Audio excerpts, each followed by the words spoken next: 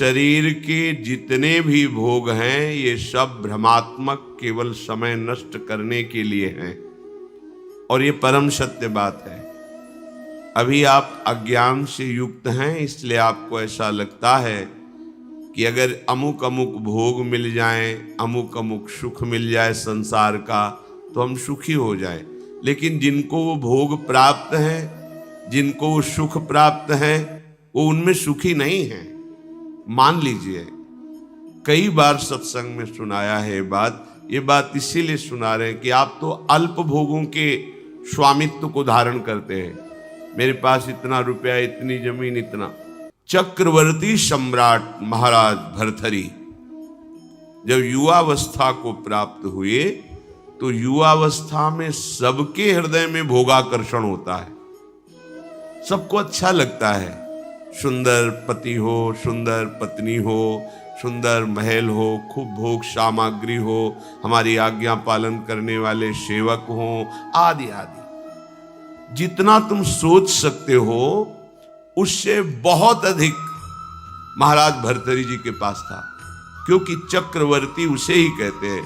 भूमंडल में एक छत्र राज्य, जहां से सूर्य उदय होता है और जहां सूर्य अस्ताचल को जाते हैं, वहां तक उनका एक छत्र स्वामित्व। छोटे भाई विक्रमादित्य महान बलशाली, महान बुद्धिमान, कुछ कमी नहीं। यौवन अवस्था का आवेश, बार बार मन भोगों की तरफ, इंद्रियां भोगों की तरफ, क्योंकि इनका प्रमथन स्वभाव है। प्रमथन माने मथ देना, व्याकुल कर देना।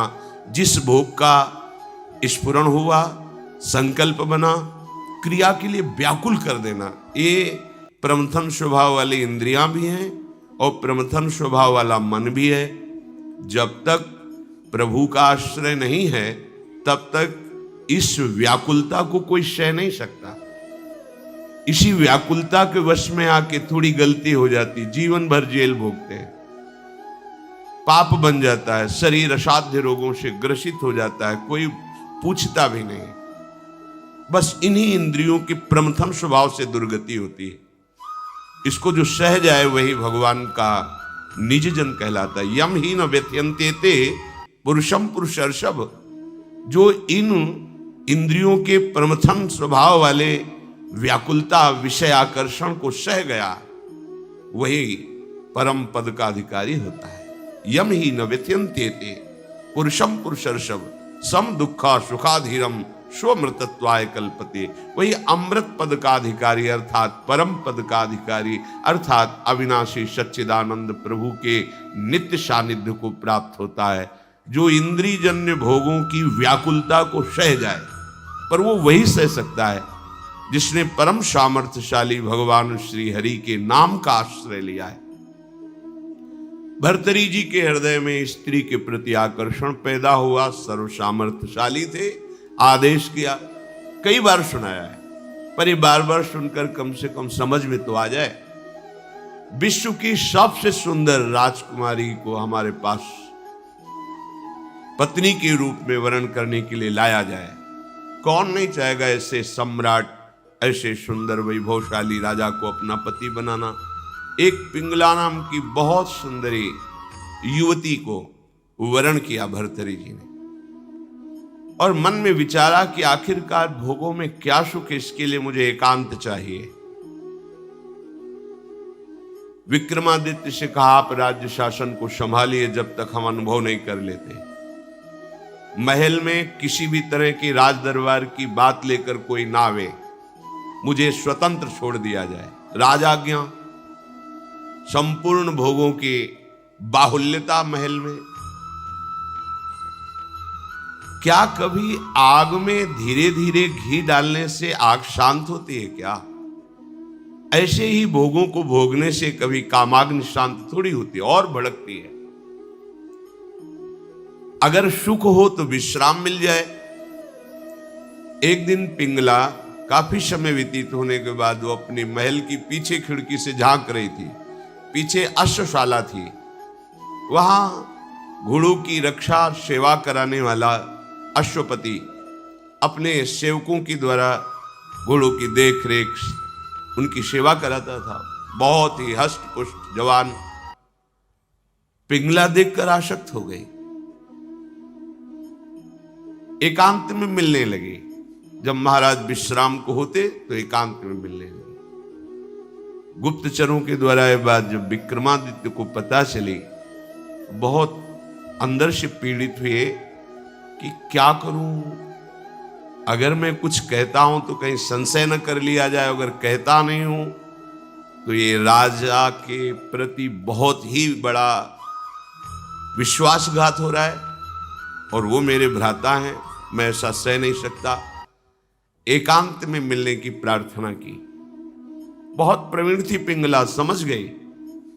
महाराज ने कहा आज मेरा भाई मेरे से मिलना चाहता है, पता नहीं क्या समस्या है। उनका मुझे पता है, जाइए पहले आप पूछ कर आइए। राजा को आश्चर्य हुआ, मेरे तक बात नहीं पहुंची, इसको पता है। बहुत प्रवीण थी, पर विषयों में प्रवीणता कोई प्रवीणता नहीं कहलाती। प्रवीणता तो विषयों के त्याग की होनी चाहिए।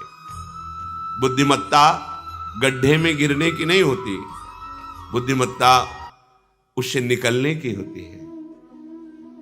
विक्रमादित्य ने कहा कि मेरी बात पर विश्वास किया जाए महाराज, जो महारानी पिंगला है इनका चरित्र ठीक नहीं है, ये अश्वपाल से संबंध रखती हैं, ऐसा मुझे गुप्तचरों के द्वारा पता चला है।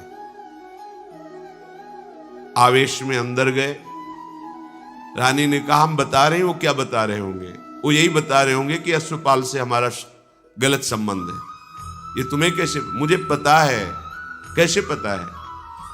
देखो हम आपको प्रमाणित नहीं करती, पर आपके भाई चरित्रहीन है। नहीं, इसका प्रमाण चाहिए। आप ऐसे पवित्र भाई के ऊपर ऐसी बात नहीं लगा सकती। तो धन दे करके किसी राज सैनिक को अपने अनुकूल करके किसी एक सदगृहस्थ परिवार को इस बात पे राजी किया कि तुम सभा में कहो कि हमारे बहू को ये राजपद पर होने पर गलत दृष्टि रखते हैं, गलत आचरण करते हैं, नहीं तो तुम्हारे पूरे परिवार को मरवा दूंगी। और वो महारानी पद में है, अगर ऐसा बोला तो सब सुख सुविधाएं आपको दे देंगी। वो बेचारा राज भय के कारण ऐसा ही बोला। महाराज की आसक्ति थी पिंगला में, भर्तरी जी की। उन्होंने बिना कुछ विचारे पिंगला की सलाह से और वो प्रमाण सदगृहस्थ जो बोला उससे उन्होंने विक्रमादित्य का राज निष्कासन आदेश कर इन्हें राज्य से बाहर कर दिया जाए, कभी हमारे सामने ना आए, हमारा ऐसा धर्महीन भाई नहीं हो सकता। विक्रमादित्य ने समझाने की कोशिश की, लेकिन उनको समझ में नहीं आया। अब तो स्वतंत्रता, लेकिन जो धर्म युक्त होता है भगवान उसकी रक्षा करते हैं। एक ब्राह्मण तपस्या कर रहा था धन लाभ के लिए। देवराज इंद्र प्रकट हुए और उन्होंने कहा कि ये लो अमृत फल, और अंतर्ध्यान हो गए। ब्राह्मण ने कहा वैसे ही दरिद्र हूं, भूखे मर रहा हूं, अमर होके क्या करूंगा, मुझे तो धन चाहिए था। तो चलो विचार आया भगवत प्रेरणा से कि ये फल हम महाराज भर्तरी जी को दे देते हैं। अगर धर्मात्मा राजा बहुत काल तक अमर रहेगा तो प्रजा सुखी रहेगी। राज दरबार में तपस्वी ब्राह्मणों के लिए कहीं कोई रोक टोक नहीं थी। वो गए महल में, मिलने की आकांक्षा की। तुरंत आदर सहित महाराज भर्तरी उपस्थित हुए। आज्ञा कीजिए। और उनका हमने तपस्या की थी धन प्राप्ति के लिए, पर मिला ये मुझे अमृत फल, क्या करूंगा अमर होकर, वैसे ही गरीब हूं। हमारी इच्छा है कि आप जैसे धर्मात्मा राजा यदि अमर रहेंगे तो प्रजा का पुत्रवत पालन करेंगे, और मुझे धन चाहिए तो आप धन दिला दीजिए और ये अमर फल ले लीजिए। अविश्वास की कोई गुंजाइश नहीं थी, क्योंकि तपस्वी ब्राह्मण थे। महाराज भर्तरी ने आदेश किया जितना ये धन चाहे इनको दे दिया जाए। अमर फल लेकर एकांत में विचार किया कि मेरा संपूर्ण मन तो पिंगला में लगा हुआ है, मैं अमर होकर क्या करूंगा। यदि पिंगला अमर हो जाए तो जब तक जीवित रहूंगा ये हमारे साथ रहेगी। पिंगला को बुलाया और कहा महारानी ये फल खा लीजिए, हमारे देश के ब्राह्मण की तपस्या से ये अमर फल मिला है, इससे तुम मरोगी नहीं, अमर हो जाओगी।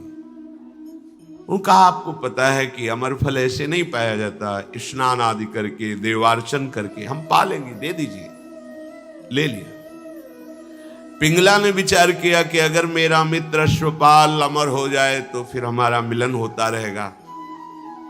एकांत में जब अश्वपाल मिला तो उसको अमर फल दे दिया कि तुम पालो इसे। उसने भी कहा हम पालेंगे, लेके चला गया। और उसकी परम आसक्ति थी महाराज के दरबार की नर्तकी वैश्या से। नवयुवती अत्यंत सुंदर। उसने उस वैश्या को बुलाया अश्वपाल ने और कहा कि अमर फल मुझे प्राप्त हुआ है, मैं अमर होके क्या करूंगा, मेरी आसक्ति तो तुम्हारे में है, तुम इसे पालो, अमर हो जाओगी तो जब तक मैं जीवित रहूंगा तुम्हें देखता रहूंगा, तुमसे मिलता रहूंगा। वैश्या ने फल ले लिया।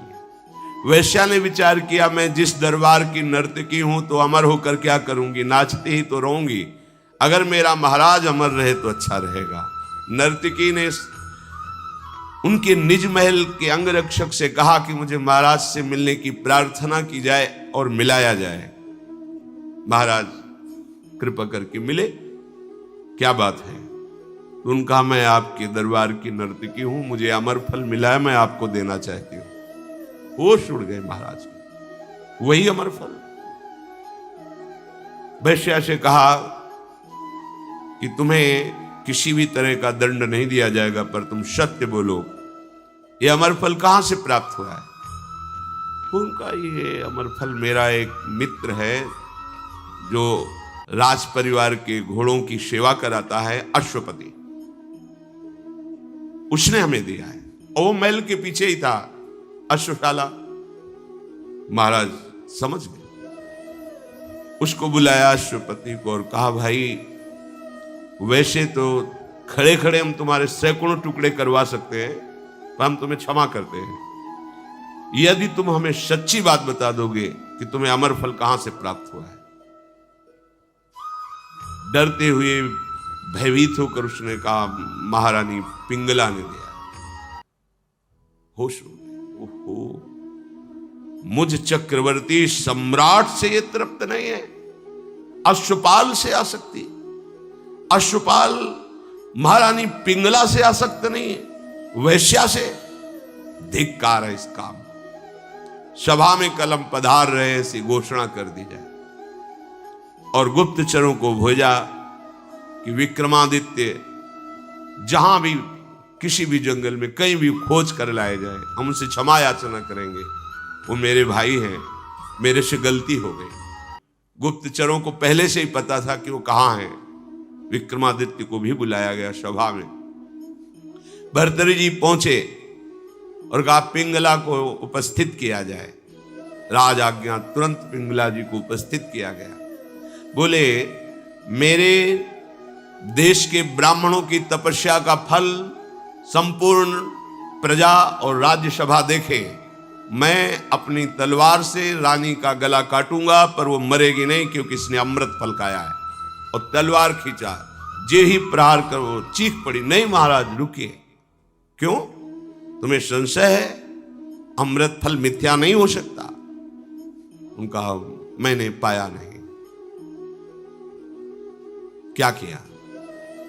अश्वपाल को दे दिया, क्योंकि मेरी आसक्ति अश्वपाल से। कुछ किसी से फिर नहीं बोले।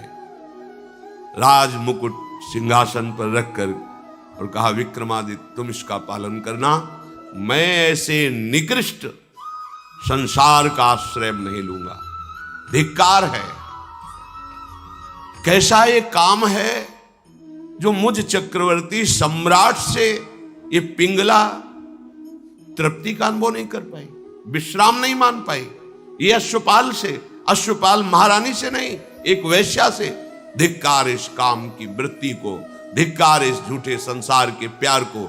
और घोर वैराग्य में जीवन व्यतीत किया और भगवान शंकर का साक्षात्कार करके ये वरदान मांगा कि कभी मुझे सम्मान से भिक्षा भी ना मिले, क्योंकि ये सम्मान ही संसार के राग को पुष्ट करता है।